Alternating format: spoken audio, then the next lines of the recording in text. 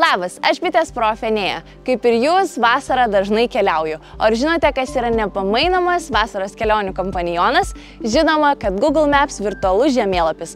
Šiame video parodysiu jums, kaip galite sukurti žemėlapį savo kelioniai ir jo pasidalinti su kartu keliaujančiais draugais.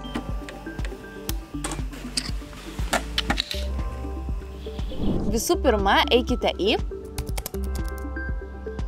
arba tiesiog įveskite Google My Maps paieškos sistemoje. Spustelėkite sukurti naują žemėlapį. Naudokite paieškos juostą, kad rastumėte ir pridėtumėte į žemėlapį norimas vietas, pavyzdžiui, lankytinus objektus, viešbučius, restoranus.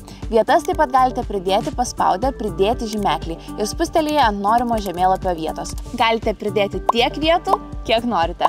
Dabar paspauskite pridėti nuorodų, įveskite pradžios ir pabaigos taškus, bei norimą tvarką pridėkite lankytinas vietas ir Google My Maps automatiškai suras geriausią maršrutą.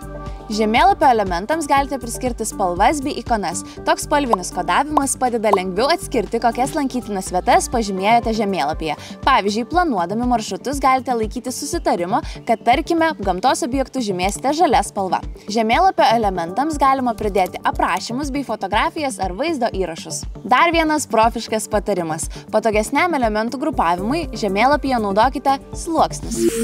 Tai tarsi skaidrūs lapai uždėti vienas ant kito, kuriuose rodoma skirtinga informacija pagal pasirinktą grupavimą. Pasidalinti savo sukurtų žemėlapių yra labai paprasta. Spaudžiame mygtuką bendrinti, įjungiame parinkti gali peržiūrėti bet kas, nukopijuojame nuorodą ir siunčiame savo draugams.